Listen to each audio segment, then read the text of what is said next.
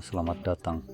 Di depan saya ada Xiaomi Pad 7 Pro dan saya akan melakukan unboxing serta melihat sekilas perangkat ini beserta spesifikasinya. Jadi sebelum saya mulai, saya akan cepat menyebutkan hal pertama, yaitu harganya, dan perangkat ini dibanderol sekitar 500. Perangkat ini dirilis pada 29 Oktober 2024, dan ya, itu saja hal-hal penting sebelum kita masuk ke pembahasan perangkatnya. Jadi mari kita buka potong stiker-stiker ini lalu kita bisa masuk ke dalam.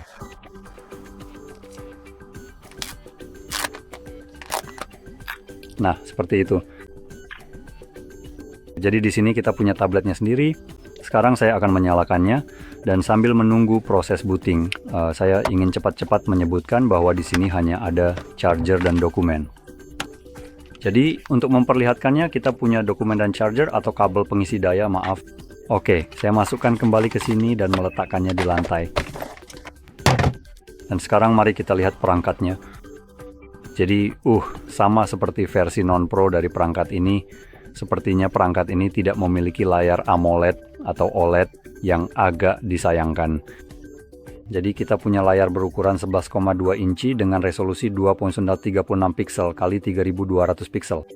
Ini adalah LCD IPS refresh rate 144 Hz, HDR10 jadi bukan 10 plus, tidak bersertifikat, dan alasannya karena hanya memiliki kecerahan puncak 800 nits, tapi entah bagaimana tetap mendukung Dolby Vision. Sekarang kita juga punya rasio layar ke bodi sebesar 85% dan 345 pixel per inci, dan itu pada dasarnya semua yang bisa dibahas tentang layarnya. Agak mengecewakan memang mengingat layarnya tidak menggunakan AMOLED. Saya sangat percaya bahwa saat membeli tablet, sebaiknya Anda memilih layar AMOLED atau OLED yang bagus, karena perangkat ini kemungkinan besar akan Anda gunakan untuk menonton film, acara TV, saat bersantai di sofa, dan umumnya digunakan untuk konsumsi media dan hal-hal semacam itu. Jadi fokus utama Anda pada perangkat ini adalah untuk melihat layar, berbeda dengan ponsel yang juga berfungsi untuk memutar musik, menerima panggilan, dan hal-hal semacam itu. Jadi sebagai perangkat media, saya benar-benar yakin bahwa seharusnya tablet ini memiliki layar AMOLED atau OLED untuk keperluan tersebut. Itu akan memberikan pengalaman terbaik bagi Anda. Sekarang, jika kita membalik ke bagian belakang, terdapat satu kamera saja, yaitu sensor wide 50 megapiksel. Sekarang tuh kabarnya mereka juga akan menambahkan sensor kedalaman 2 megapiksel di sini, tapi saya sendiri tidak tahu di mana letaknya. Mungkin salah satu titik aneh di sini, kemungkinan di sekitar lampu flash, tapi itu hanya tebakan saya saja. Dan dengan kamera belakangnya, Anda bisa merekam video dengan resolusi mengejutkan 4K NIC 10 frame per detik atau 1080p juga 60 frame per detik. Dan di bagian depan, di bezel, seperti yang bisa Anda lihat di sini, kita punya sensor ultra wide 32 megapiksel yang bisa merekam 1080p 30 fps. Sekarang, lagi-lagi sama seperti versi non-pro dari perangkat ini, ada sedikit keanehan terkait penyimpanannya. Jadi secara internal kita punya penyimpanan internal 128 GB dan RAM 8 GB, dan versi ini menggunakan tipe penyimpanan UFS 3.1, sedangkan opsi lain yang memiliki lebih dari 128 GB penyimpanan, yaitu 2056 dan 5012 GB, menggunakan tipe penyimpanan UFS 4 Konzo yang lebih cepat. Jadi proses mengunduh, membaca, dan menulis data akan lebih cepat dibandingkan model 128 GB.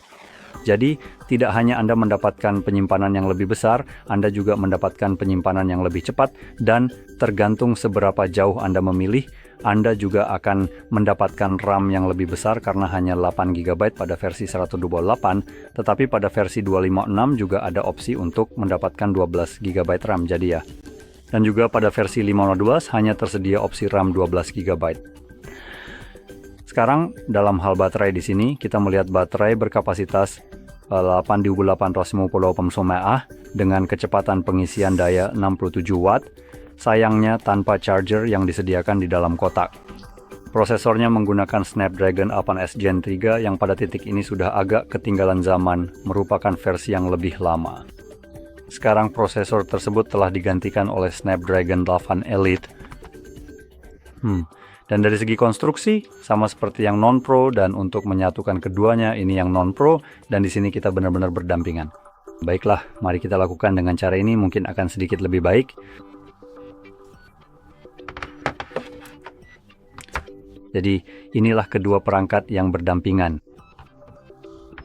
Non-pro-pro.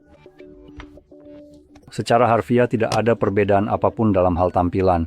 Tampilannya hampir sama. Satu-satunya perbedaan yang mungkin bisa kamu lihat hanyalah warnanya. Jadi yang ini warnanya lebih keperakan. Yang ini warnanya lebih mendekati hitam atau gunmetal. Jadi karena itu, bezel di sini tidak memiliki tampilan keperakan yang mungkin memengaruhi bagaimana tampilan bezel aslinya. Tapi secara umum, kamu bisa lihat layarnya di sana, saya rasa sama saja. Dan bagian belakangnya juga sama. Kamu bisa lihat satu-satunya hal di sini hanyalah warnanya, tapi ada perbedaan kecil. Yang gunmetal versi Pro memang punya tulisan kecil di sini di bawah kamera, 50 megapiksel, sedangkan yang ini hanya 13 megapiksel dan tidak ada sensor kedalaman. Jadi itulah satu-satunya perbedaan yang terlihat. Dan melihat kualitas pembuatannya di sini, kami memiliki rangka aluminium. Kami memiliki port pengisian daya di bagian bawah, tipe C speaker. Di bagian atas terdapat lebih banyak speaker dan tombol daya yang cukup besar dan berfungsi ganda sebagai sensor sidik jari. Lalu pada sisi kanan, sisi atas, tergantung bagaimana Anda memegangnya, Anda memiliki penanda volume di sini. Sejujurnya saya tidak begitu yakin apa ini, dan di sisi lain kita sama sekali tidak punya apapun. Jadi begitulah. Nah, kalau Anda merasa video ini bermanfaat, jangan lupa klik suka, berlangganan, dan terima kasih sudah menonton.